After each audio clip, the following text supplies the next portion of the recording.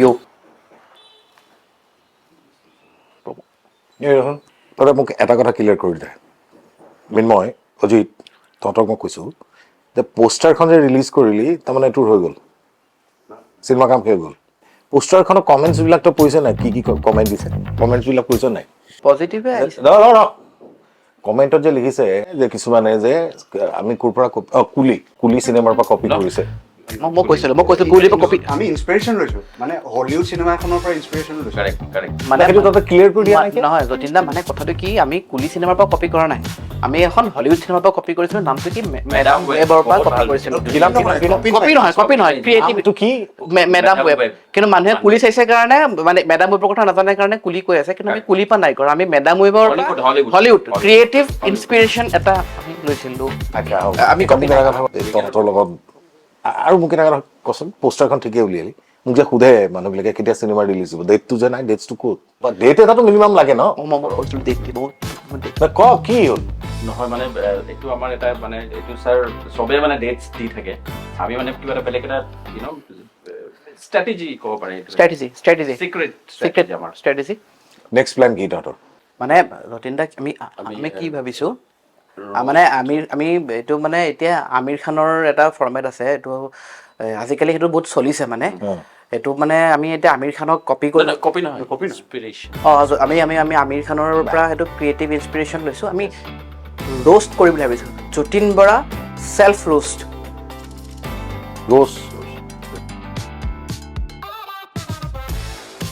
roast মানে আমি তেতিয়া ভাবিছিলোঁ যে আমি এতিয়া আমিৰ খানৰ যিটো ৰোষ্ট ভিডিঅ' ফৰ্মেট হয় সেইটোকে কপি মানে ইনস্পিৰেশ্যন লৈ পেলাই আমি ভিডিঅ'টো বনাম তো আপোনাক যতীন বৰা ৰোষ্ট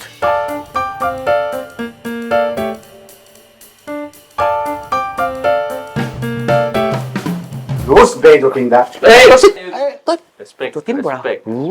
বেছি নহয় চিকেন নেকি চিকেন চিকেন নহয় চিকেন CHI একে কথা আমাৰ ইয়াত চিকেনক চিকেন বুলিয়ে কয় চাইক চাহ বুলিয়ে কয় আৰু কি চানমাৰি কি কয় চানমাৰি বুলিয়ে কয় চানমাৰিটো নকয় না চানমাৰি কয় তহঁতৰ যে লেকচা নহয় আত্মব্যংগ আমাৰ সেই তেতিয়াৰ দিনতো আছিলে ভৱেন শইকীয়া ছাৰৰ পৰা আৰম্ভ কৰি লক্ষ্মীনাথ বেজবৰুৱাৰ পৰা আৰম্ভ কৰি ভাইমন দাস ছবিলৈকে আমিতো কিছু ক্ষেত্ৰত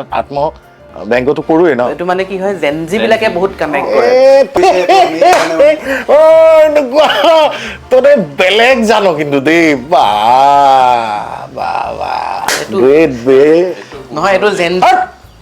লেকচাৰ মাৰে মানে আমি জেনজি নহয় যতীন দা আমি মিলেনিয়েল হয় কি এইটো বোমাৰ বিলাকে বুজি নাপায় লেটছ প্ৰচিড চাহ আহিছে খুজিছ ভাত খাব যা চাহ নাপাওঁ যা চালা ভকতত চাহ খাব আহিছ মা বে 2 বছৰ মোৰ ঘৰত ফকতীয়া চাহ তাৰপিছত গধূলি হলেতো ক'বই নালাগে মা কচম বে চাহ তহঁতক দেখাৰ লগে লগে তাই চাহ লৈ আহিছে তাৰমানে গম পাই তাইতো কণ্টিনিউটি আৰু আহিছে চাহ খুৱাব ভাত ফ্ৰী একদম এইবোৰ চাহ দিব নালাগে বেকাৰী আৰ্ডাৰ কৰি আপুনি ফ্লেক্সিবল হৈ গ'ল কিন্তু সেইটো কি বস্তু আগৰ লাগি মাজত নকবা প্লিজ ইয়াৰ কি ফ্লেক্সিবল নাই সি তাৰ কথা বাদ দিয়ক আমি কি কৈ আছো যতীন দা এতিয়া মানে আমাৰ নতুন প্লেনলৈ আগবাঢ়িছো মোক কি তহঁতে ৰোষ্ট কৰিবি মই যতীন বৰাটো জীৱনৰ 35 years মই চিনেমা ইণ্ডাষ্ট্ৰি দিছোঁ থিয়েটাৰ ইণ্ডাষ্ট্ৰি চিনেমা লিষ্টখন জানো হিয়া দিয়া নিয়া নায়ক কন্যাদান বিধাতা বাৰুদ ৰাঘৱ কি তই কি কৈছ এখন চিনেমা কম চলিলে তাৰ লেকচাৰ শুন ৰাঘৱৰ কথা ক'বলৈ আছে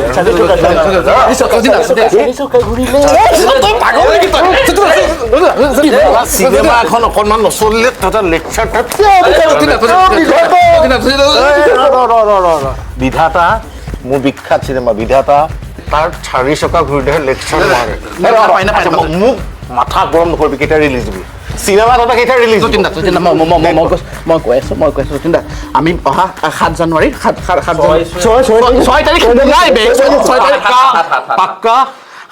জানুৱাৰীত আমি প্ৰথম চিনেমাখনৰ প্ৰমোটো ৰিলিজ কৰিম আইছো আৰু এই শুনিলে নহয়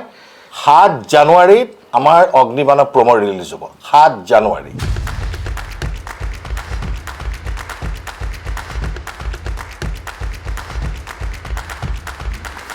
আমি অগ্নিবাণ পৰিয়ালৰ তৰফৰ পৰা আমি শুভেচ্ছা জনাইছোঁ যেটো যোৱা বছৰ 2025টো আমাৰ কাৰণে সঁচাই দুখজনক যেটো আমাৰ মাজৰ পৰা মোৰ বন্ধু সকলোৰে প্ৰিয় হাৰ্টথ্ৰব জুবিন গাৰ্গ আমি হেৰুৱাবলগীয়া হ'ল জুবিন প্ৰমুখ্যে ভূপেন উজিৰ আৰু বহুত কেইজন শিল্পী দীপক শৰ্মাই হওক গায়ত্ৰী হাজৰিকা হওক ৰাজীৱ সদিয়াৰ পৰা আৰম্ভ কৰি বহুত কেইজন শিল্পীক আমি হেৰুৱালোঁ 25 চনত মই যতীন বৰাই সমূহ অসমবাসীৰ ৰাইজক নতুন বছৰ আন্তৰিক শুভেচ্ছা জনাইছোঁ 26টো যাতে সকলোৰ কাৰণে ভালে হওক আৰু সকলোৰ সপোনবিলাক পূৰণ হওক অগ্নিবাণ পৰিয়ালৰ তৰফৰ পৰা সকলোকে নিউ ইয়েৰ উইছ কৰিছোঁ a very very happy new year তো তেতিয়া আমাৰ কমেণ্ট ছেকশ্যনতো বহুত ভাল কমেণ্ট আৰু ধন্যবাদ জনাইছোঁ অগ্নিবাণৰ পোষ্টাৰ চাইজ যিসকলে যথেষ্ট সঁহাৰি আমি পাইছোঁ ভাল পাইছে আৰু মই কমেণ্টছবিলাক মই জাষ্ট এটা কৈ দিছোঁ প্ৰণৱ কলিতাই লিখিছে দাদা আপোনাক আমি বহুত ভাল পাওঁ আপুনি আমাৰ সম্পদ জুবিন দাক হেৰুৱাই গম পালোঁ আপোনাৰ প্ৰত্যেকখন চিনেমা আমি চাম থেংক ইউ প্ৰণৱ আৰু চুম হাজৰিকাই লিখিছে চুম জুবিনদাৰ পৰণি চুম হাজৰিকা জুবিনদাৰ পুৰণি গীত এটা ল'ব দাদা মই এটা কথা কওঁ বহুতে হয়তো গম পোৱা নাই জুবিন গাৰ্গৰ এটা গান কণ্ঠ দিছে যিটো দুটা গান কৰাৰ কথা আছিল যিটো লাষ্ট গানটো জুবিন গাৰ্গ আহি নাপালেহি আমি দুটা গান জুবিন গাৰ্গৰ হয়তো ল'ম বুলি ভাবিছিলোঁ যিহেতু মোৰ এটাই অগ্নিবাণৰ কৈ দুখো লাগিছে যিহেতু হিয়াদিয়ানীয়া জুবিন গাৰ্গৰ পৰা ষ্টাৰ্ট অগ্নিবাণত শেষ গানটো জুবিনে মোৰ কাৰণে গাই থৈ গ'ল আমি অতি সোনকালে গানটো আপোনালোকৰ মাজত দিম আৰু 7 জানুৱাৰীত চিনেমাখনৰ প্ৰমো আহি আছে আপোনালোকৰ মাজলৈ নিশ্চয় ভাল পাব আশীৰ্বাদ কৰিব অসমীয়া ছবি চাওক আৰু চলচ্চিত্ৰ উদ্যোগটো আগুৱাই লৈ যাওক পুনৰ নতুন বছৰ আন্তৰিক শুভেচ্ছা জনাইছোঁ a very very happy new year আৰু সকলোকে একেলগে আমি কওঁ যে 7 জানুৱাৰীত অগ্নিবাণৰ প্ৰথম প্ৰমো ৰিলিজ হ'ব 7 জানুৱাৰী